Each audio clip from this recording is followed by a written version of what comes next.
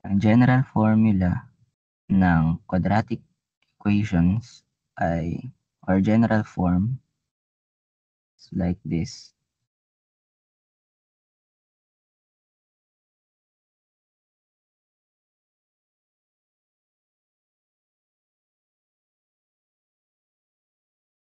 Okay, so first step, kailangan mo munang gawing general or standard form yung quadratic equations.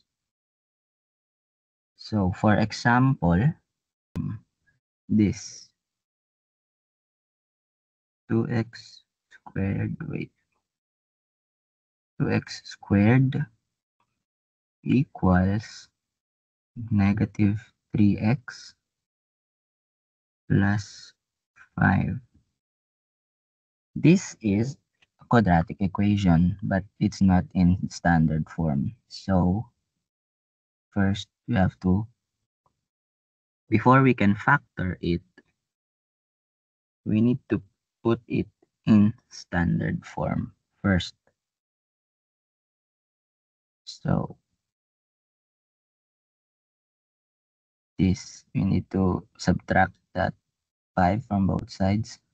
So 2x squared, we need to subtract 5 from that, equals negative 3x plus 5, subtract 5 again, plus 5 minus 5, they cancel out. So can remove that. And then this part, we can just add that to both sides again. So 2x squared minus 5, let's add up 3x equals minus 3x, and then add 3x. Can cancel them again, positive and negative cancel. So what remains here is 0. So this is already the standard form. Paano malalaman kung kung pwede pa i-factor? Kapag meron pang addition and subtraction, ibig sabihin, kailangan mo pa siyang i-factor. Okay? So basically, ang goal ng factoring is mawala tong mga addition and subtraction.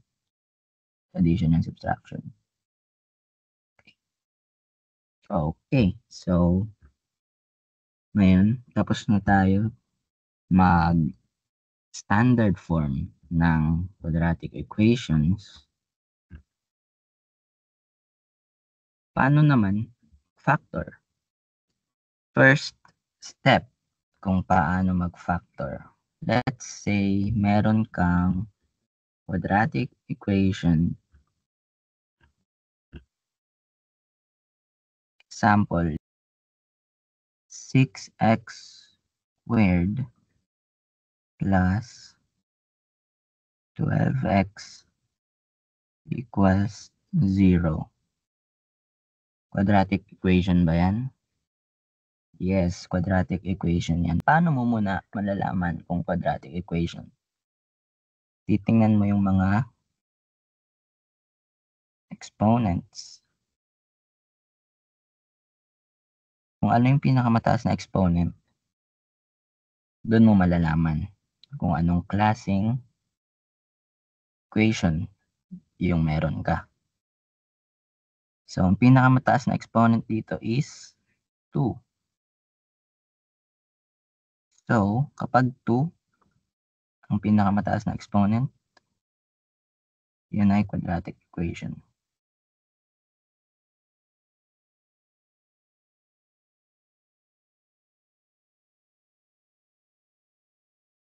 So, kahit ganito lang, ito,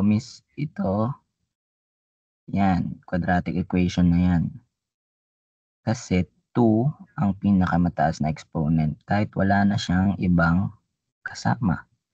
Basta merong 2 na exponent. Okay, so paano ba natin ifa-factor ito? Ang pinakauna mo dapat titingnan kapag magfa-factor ka is kung meron bang GCF. GCF is the greatest common factor. Pangit ng sulat. Okay, it's the greatest common factor. Which means, titingnan mo lahat ng terms kung meron ba silang common factor. And kung meron man, yung pinakamataas na common factor na meron sila. So, ano ba yung mga terms natin dito sa equation na to? So, here are the terms. 6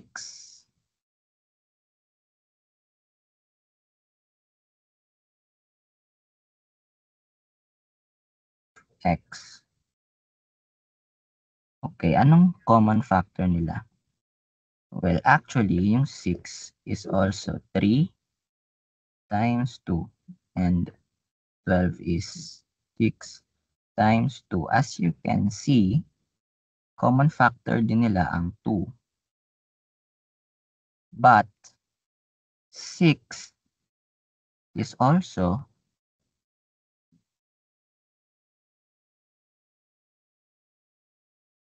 6 times 1. So, common factor din nila ang 6.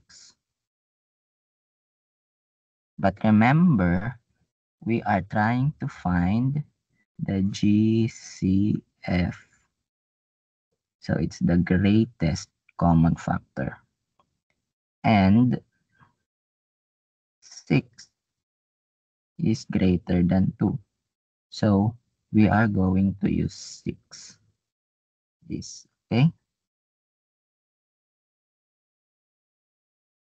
Yun lang bang greatest common factor nila? Well, no. There's also this part. And you must remember, x squared is equal to x times x.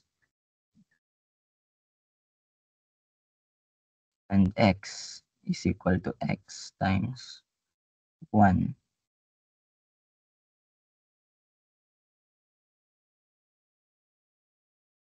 Okay, so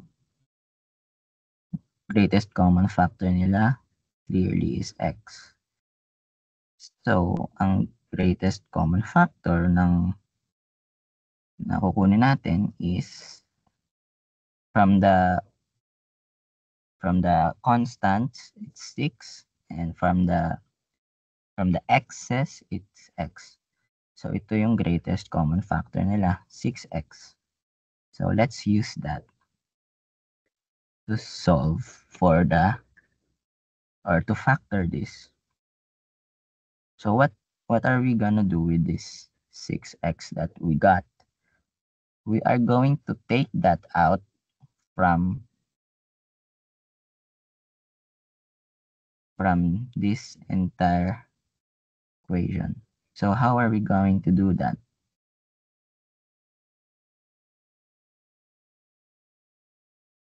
Basically, we are just going to get back to earlier. So 6x squared and 12x.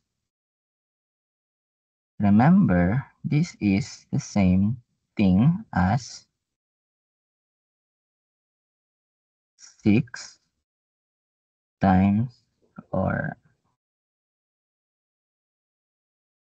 6 times x squared, and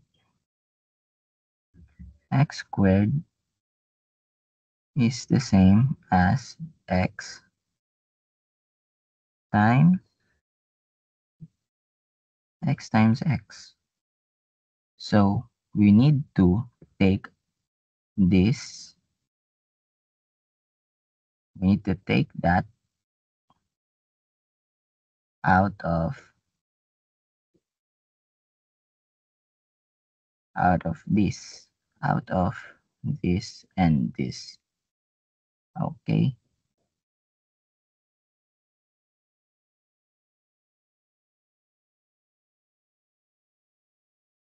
So we just need to remove this, and all we're left is this. Okay?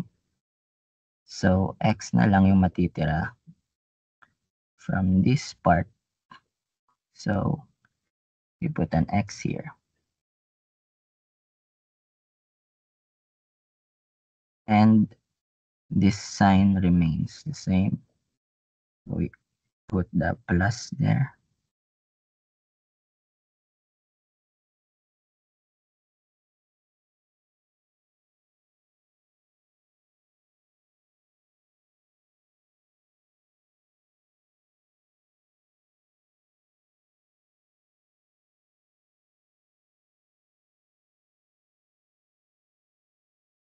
So how about in this part? So you must also remember that is just 12 times x. And 12 is just 6 times 2. What are we going to remove again? This 6x. So we just remove this and this, and all we're left with is 2. So from 12x, we only get the number 2. Okay. So are we done here now? Tapos na ba tayo sa sagot na to? Well, remember, kanina sinabi ko, ang goal ng pagfa-factor is to remove all of the addition and subtraction from the equation. Well, since meron pa ditong addition, does that mean na hindi pa tayo tapos? Well, no. Tapos na tayo.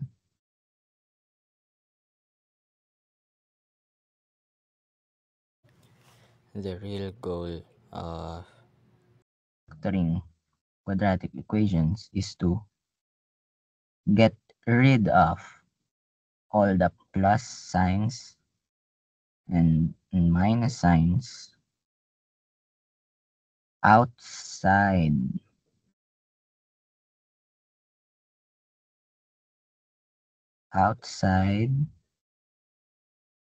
parentheses.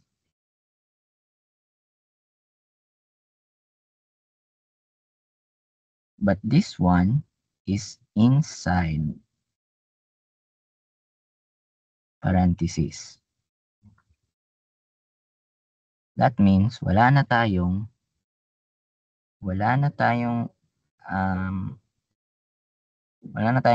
plus and minus signs na nasa labas ng parentheses. Therefore, we are done. And this is the final answer.